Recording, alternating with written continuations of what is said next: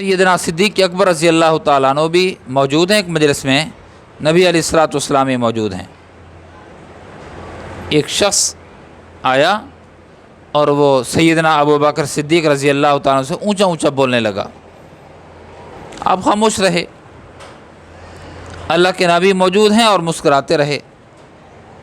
وہ بولتا رہا، وہ باتیں بھی اس نے کہیں، ایسے جملے بھی استعمال کیے جو اس کو جملے استعمال نہیں کرنے چاہیے تھے۔ کب تک بندہ صبر کرے، کب تک برداشت کرے، کب تک اپنے آپ کو روکے رکھے؟ جب اس نے وہ کچھ بولا جو سننے کے قابل ہی نہیں تھا، تو حضرت ابو بکر صدیق رضی اللہ تعالی عنہ نے جواباً کوئی ایک جملہ کہہ دیا۔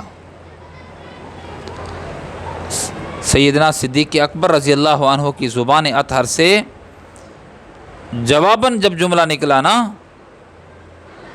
آقا علیہ الصلوۃ والسلام کھڑے ہو گئے اور اس مجلس کو چھوڑ کر جانے لگے۔ ابو بکر نے کہا، یا رسول اللہ آپ بھی جا رہے ہیں؟ آپ جا رہے ہیں؟ ہاں ابو بکر میں جا رہا ہوں۔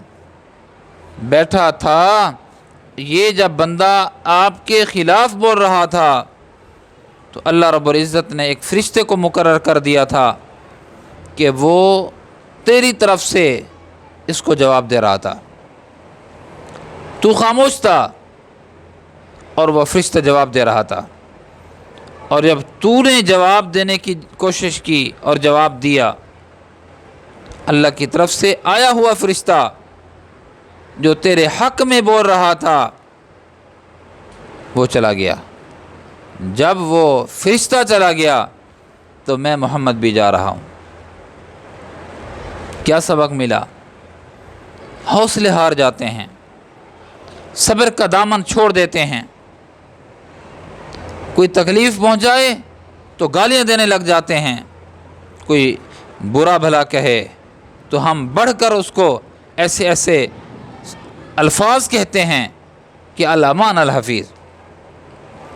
میرے عزیزو، صبر بہت بڑی چیز ہے، دنیا میں بھی اس کا فائدہ ہوتا ہے، صبر سے آخرت میں بھی اس کا فائدہ ہوگا۔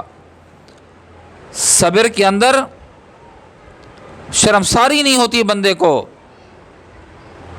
حوصلے والا کہلاتا ہے، معذرت نہیں کرنا پڑتی۔